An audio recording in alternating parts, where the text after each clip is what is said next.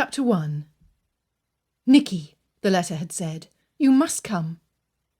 His sister had always known just how to coax him to do what he didn't wish to do, ever since they were children.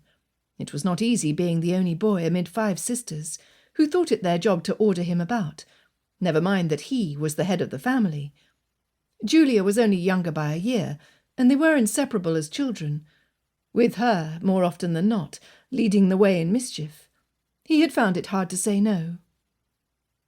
"It will be a small gathering," her letter continued, "of the stuffiest people imaginable, because they are all friends with my mother-in-law. But I have plans to get up a Christmas ball, and promise to have all your friends in attendance. And yes, there will be a card-room. You know Remy will allow me to have my way in this, especially since it corresponds so exactly with his own desire." Nicholas could hear his sister's playful tone as he read her words, and it had made him smile. "And," she added, before closing her letter in the most affectionate terms that brooked no refusal, "Miss Lavinia Dresden, my friend from school, will arrive for a stay with her parents, who are connected to the Dowager Countess. There are no other young people counted among our guests, and we need an even number. Do say you'll come." This last bit had given him pause. Nicholas didn't mind his sister's mischief when it was directed towards someone else, but he had a suspicion the arrival of Miss Lavinia Dresden and the request for his presence was no coincidence, even if her parents were particular friends of the Dowager. He had come, however. It had been the worst timing that Bagwell should break his leg at just this instant. Their plan to hunt with the Quorn over Christmastide was one they'd hatched last spring. Even if his own hunting box were just as well situated in Leicestershire as Bagwell's, Nicholas would find no one to ride with at such a late stage. And as much as he didn't mind London, or solitude, there was something melancholy about being alone over Christmas. The snow began to fall in thick, fat flakes as his horse's hooves crunched over the snowy path. The light flurries suited his mood, which was cheerful and a bit nostalgic. The holidays always did that to him, and the knowledge that a warm fire and hot tea awaited him only fuelled his good humour. Having cleared the woods, Nicholas saw the snowy meadow stretch before him, signalling an end to his journey. Breath from the horses' mouths steamed in the brisk air, and he knew they would be glad to reach their destination as well.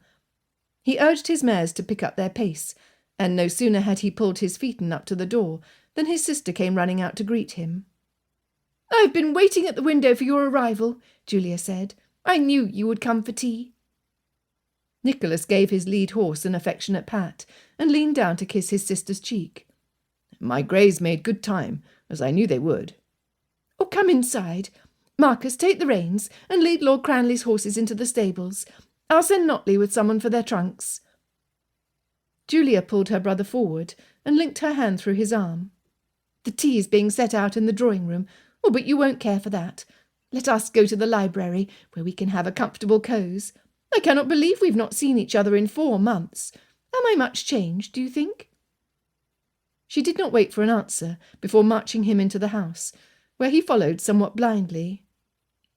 Though Julia had married a man whose estate was only 2 towns over from their own childhood home, her husband's manner was unfamiliar.